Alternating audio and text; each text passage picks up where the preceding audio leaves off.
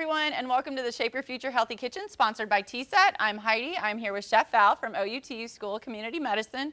Always so much fun to have you here because I personally learned so much. So what are we doing today? So we're making a broccoli salad, and this may remind you of the broccoli salad from your youth. Yes, okay, so I know it kind of brought some memories back. Right? You remember this salad from whatever, potlucks and family get-togethers and that kind of thing. So it's just fresh broccoli. Okay. And we're going to go ahead and it's finely chopped, and so you can do this in your food processor. You can do it with a knife, and then we're just going to make a quick little dressing. And so the dressing of old was made from mayonnaise, and so we're using some low-fat yogurt, some honey. And again, these are just different things that we can do to make healthier alternatives for ourselves. Right. So a little honey, a little bit of olive oil, a pinch of salt, a pinch of pepper, and I really like an addition of some dry mustard. It almost kind of that honey mustard thing. Okay, and so, I mean, it just sort of depends. Gives you a little more flavor. Yeah, I'm doing a teaspoon or so, and we'll obviously have this on the website. So this just gets mixed up really, really well. And then we're going to have the addition of, in this case, we have some pepitas or roasted pumpkin seeds. All right. And we have some golden raisins and dried cranberries.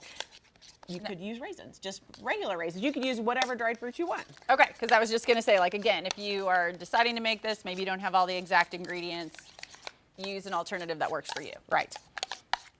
Okay, so the dressing is just going right on. Again, that's some low-fat yogurt, honey, dry mustard, and you could get a little crazy with this. You can decide to put some other seasonings in there. Yeah. Takes the place of the good old mayo, as you mentioned before. Yes. Yes. Okay, so this just gets mixed up really well so that everything is coated, and then we'll go ahead and... That's just the broccoli at this point, and then you're It is. Yes, so the broccoli, and then now we're doing the dried fruit and the pumpkin seeds. Sunflower seeds was the popular choice back in the day. Oh, that's true. Now, is there a difference in that? Sunflower seeds versus pumpkin seeds, or just whatever your... I mean, any kind of seed or nut that you like works just fine here. Okay. So if you have nut allergies in your family, then go for the seeds. Okay, so this all gets mixed up, has somewhat of a light dressing on it. And then a few green onions. You don't have to, this is up to you. How many you'd like? Yeah. And, you know, red onion is also a good alternative, and I do think that the recipe back in the day that also contained some bacon, which we're clearly leaving out here. I had that thought, but this would be a much healthier version, which I understand.